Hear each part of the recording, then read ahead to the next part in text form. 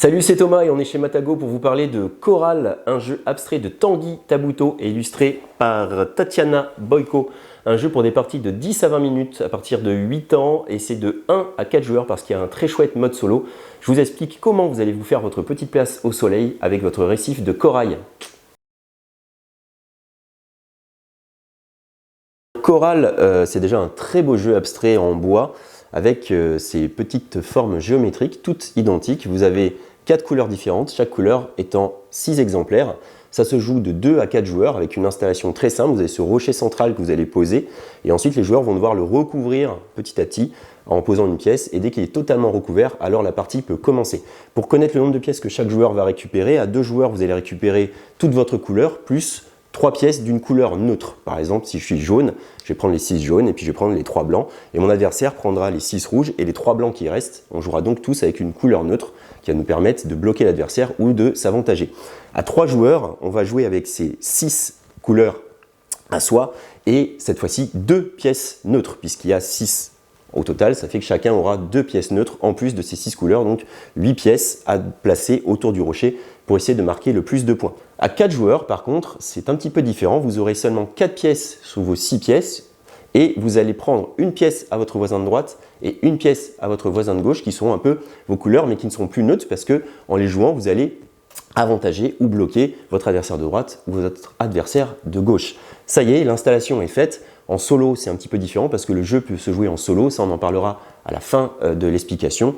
Le jeu est plus un casse-tête puzzle avec des objectifs à réaliser. Donc l'installation est faite, il n'y a plus qu'à jouer et on va voir les différentes actions qui sont possibles à notre tour de jeu.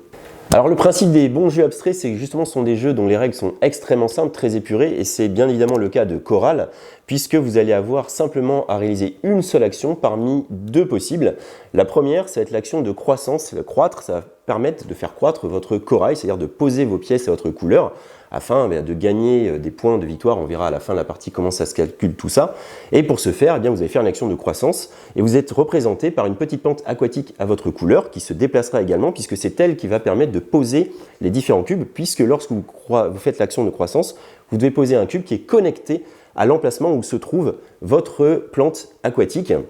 Et donc, vous allez comme ça essayer de vous déplacer et faire popper vos différentes pièces de corail. C'est donc l'action de croissance. Deuxième action possible, c'est l'action de déplacement. Vous allez déplacer votre petite plante aquatique justement afin d'aller ailleurs pour y déposer votre cube dans une action de croissance ultérieure. Et pour vous déplacer, il suffit de suivre un chemin, en fait, un chemin visible.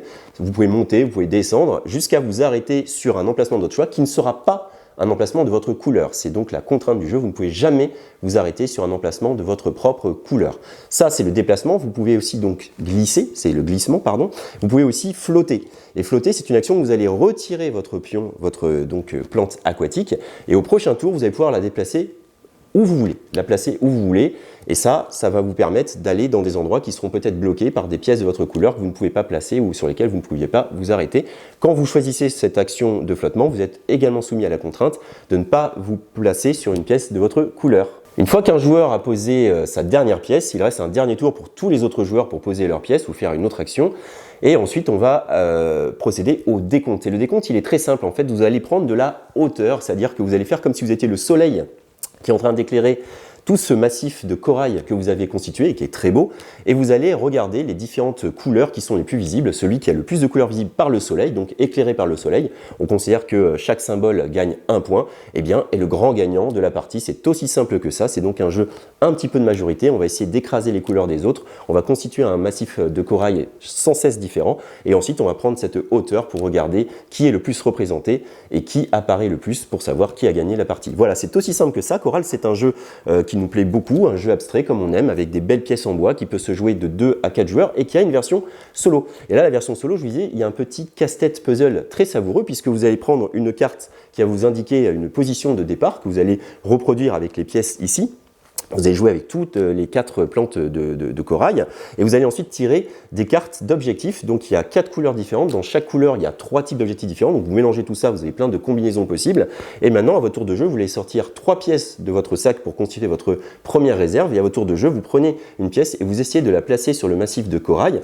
Puis vous en remettez une dans la réserve. Vous avez toujours le choix parmi 3 pièces. Si à un moment vous ne pouvez pas placée, vous devez défausser une pièce définitivement du jeu. Vous allez donc constituer un puzzle qui va essayer de répondre le plus possible aux différentes cartes d'objectifs que vous avez, sachant qu'il y en a plein des différentes et qui vont vous permettre différentes contraintes, différents dilemmes de pause et d'aller chercher des points et d'en sacrifier d'autres ailleurs. Donc c'est très très savoureux aussi en solo, ce qui fait que c'est un très bon jeu de 1 à 4 joueurs qu'on vous recommande chaudement, édité par les Two Tomatoes Games. Et je vous donne rendez-vous maintenant pour d'autres recos de Matago. Ciao!